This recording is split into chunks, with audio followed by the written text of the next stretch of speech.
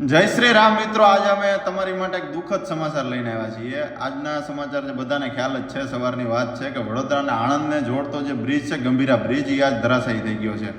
એમાં જાજુ કાંઈ નથી થયું. નીતિનભાઈ ગડકરીને કહેવાનું એમાં જાજુ નથી થયું. 2 ટ્રક, 1 પિકઅપ વાન અને બાઇક નદીમાં ખાબકી છે અને ખાલી માત્ર 3 લોકોના જ મૃત્યુ થયા છે.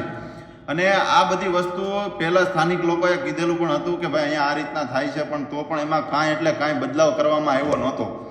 આ ઉપરાંત આ બ્રિજ 1981માં બન્યો હતો અને 1985માં એને ખુલ્લો મૂકવામાં આવ્યો હતો. તે સમય લાંબા સમયથી આ જર્જરિત હતો આ બ્રિજ. એ સ્થાનિક લોકો અનેકવાર આ બ્રિજ ઉપર રિપેર કરવાની માંગ કરી હતી, પણ કાંઈ થયું નહોતું, કારણ કે ત્યારે કાંઈ મૃત્યુ થતા નહોતા. મૃત્યુ ક્યારે થયા? આજે જ થયા, અને 3 જણા જ મર્યા છે. બાકી બધા લોકો ઈજાગ્રસ્ત થયા છે, ઘણું નુકસાન થયું છે. એ કાંઈ બહુ મોટી વાત નથી. આ નીતિનભાઈને રેગ્યુલર વાત છે, કારણ કે 140 કરોડ રૂપિયા તો કંઈક અમદાવાદના ખાડા પૂરવામાં આપ્યા છે. પણ એ ખાડા કોના છે કે જે કમિશનરો હોય, નાના મોટા બધા જે એજન્ટો હોય, આ ટેન્ડરો પાસ કરતા હોય, એના ખીચાના ખાડા બુરાય છે. બાકી આમાં કશું થતું નથી. એટલે મિત્રો, આ કંઈ બહુ મોટી વાત નથી, પણ આ બધી વસ્તુ ધ્યાનમાં રાખવા જેવી બાબત છે.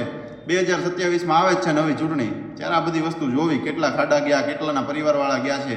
આવું ઘણું નાનું મોટું ચાલતું રહે છે. રોડ ઉપર નાના મોટા એક્સિડન્ટ થતા હોય છે.